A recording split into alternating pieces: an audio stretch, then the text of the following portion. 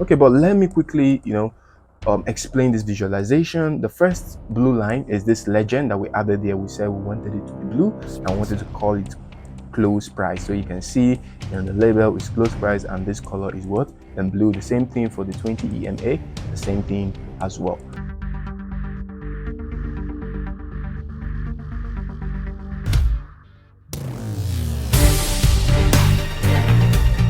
Welcome my people. Welcome to Blue Ghost Insight.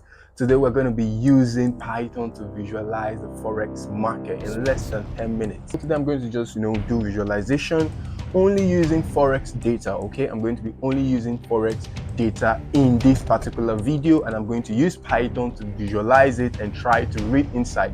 And you know the tweak to it right now, I'm going to add 20 EMA, your 20 EMA, which is exponential moving average, to that chart. Just coding. Are you ready?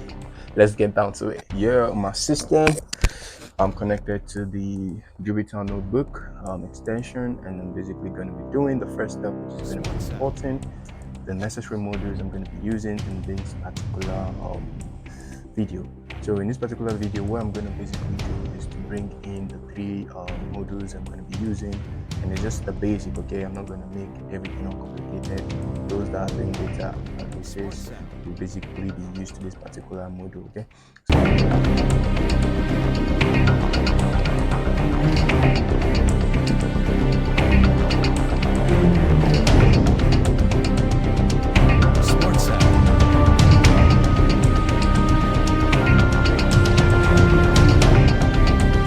So this is where I'm going to bring in the data from the Forex website. Okay, I scrape this data from the internet.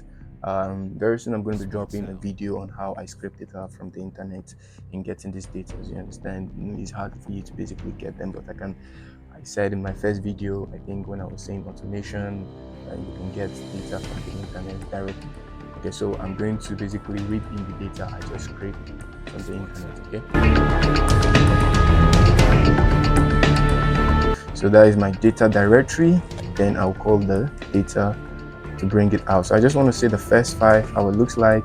Say df.head. Now I know the columns I have. I have the date of each of this particular open and closing price. So I can see close price adjusted for splits and stuff like that.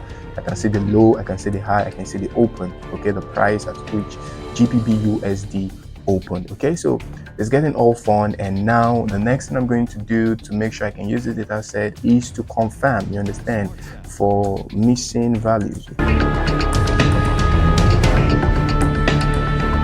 I see I have no missing values, so that I've handled that aspect in that area. So for some of you don't know what's going on, don't worry. I'm basically running a playlist known as Learning Python with Data Science. We'll get to this area and everything will now be clear to you. Okay, so that's why I say just stay tuned to my video. I'm giving everything free of charge here, and okay, so that is that about that area. So the next thing after doing this, I want to change this particular close. I can see that the spelling of this close is not spelled correctly.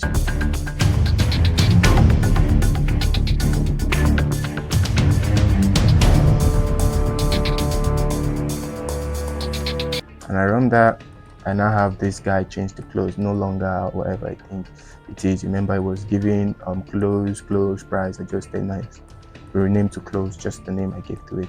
Okay, so now I can now basically work with the other one that I have here.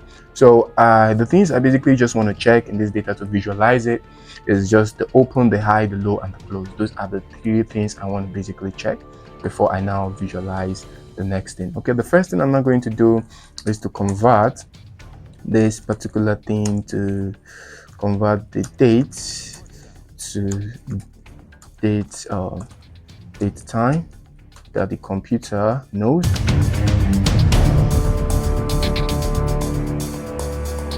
So yeah, my date is going to be converted to date time. So if I come here and I say df.head to confirm this, and I run that, it's already in a date time format. Remember, look at the date at first, now is now in a date time format that my computer understands. Okay, so that's one thing I always make sure everything is in that point. For you to basically know the data type your particular column is. You can just say df.columns. Okay, sorry, it's supposed to be parentheses at the back. Okay, so this is where you're going to find out your D type. So this is in date type, your open is in floats, all these ones are in floats, which are correct. Then this particular one, the volume is in object. I don't think anything is even in this volume, but I'm going to still use it. It's just visualization I'm doing, so there's no much of dropping or any data one going. I'm going to be doing much in this particular area. Okay, the next I'm going to do is to calculate the 20 EMA. Okay, that is what in essence is known as the moving average, right? Moving average. So I'm going to write the code for that.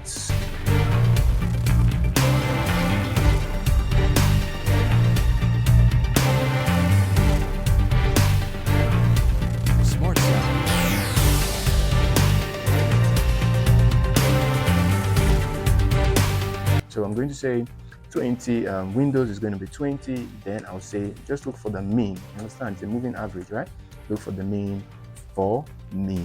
Okay, so I'm done with that one. The next line is we're going to plot or plotting the data. Okay.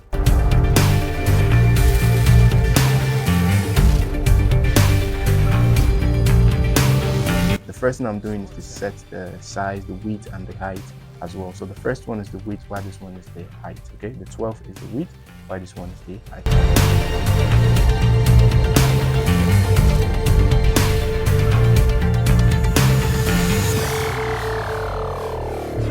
Smart sound. So this is the plot. I'll comment it out here. The plot for the closing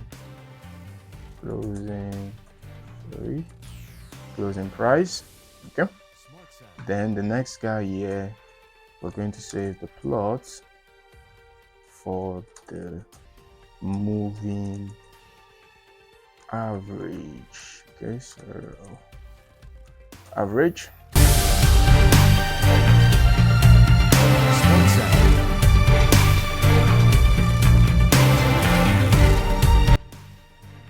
So I'm still having a doubt on these colors, but probably will not be an error, but I feel this R here is supposed to be in a lowercase and this B is also going to be in a lowercase, but I'm not sure yet. Okay, so I told you I'll always be transparent in whatever I'm doing, my errors and everything. That would make it, Next thing we're going to now do here is to set the visualization. I basically set the closing price, I set the moving average. So what's the next thing I'm going to do is to now bring all these things and give them life. Do you understand? So I added this plt.style.use. I set it to classic. We have different forms and style available in Matplotlib. Okay, so now I'm not going to now set it and visualize it the way it's meant to be. So I'm going to come here and I'll say setting the visualization.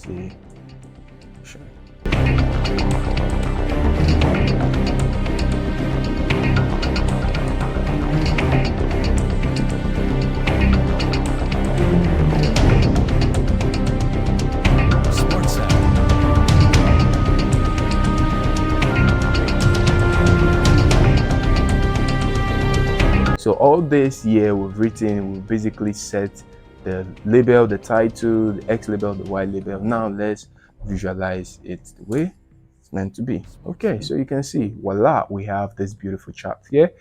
You can see how we just basically turn this data to this beautiful visualization you're seeing here. So for those of my trader out there that were saying, is it possible for you to use Python for anything? This is just a quick review. I just want to show you and implement Python to it and just basically show you how it works as well. Okay, but there's still so many things that we've not talked about in this visualization. This is just, I'm just at the primary part of it.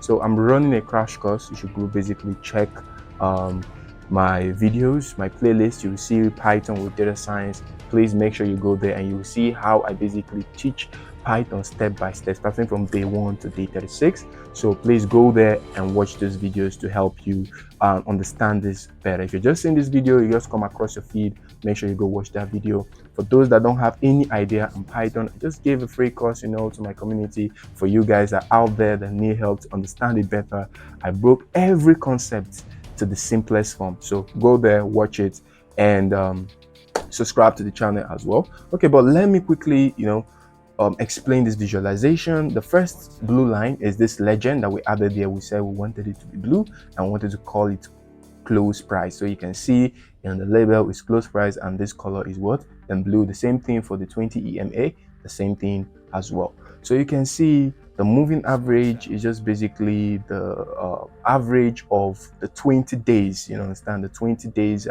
simulation, the mean difference of the 20 days coming together. So it tries to plot the 20 days graph, the same thing you have in your trading view or your MT5. Okay, and this is just the closing price. So that's why you can see there's no much correlation the way you guys always see it, like when it's above the 20 EMA you want to buy, or when it's below, no. Okay, so we're just only using the 20 EMA. Okay, so more videos like this, make sure you hit the subscribe button and make sure you like this particular video. Okay, so that will be all to this particular video. Okay, stay safe, stay profitable.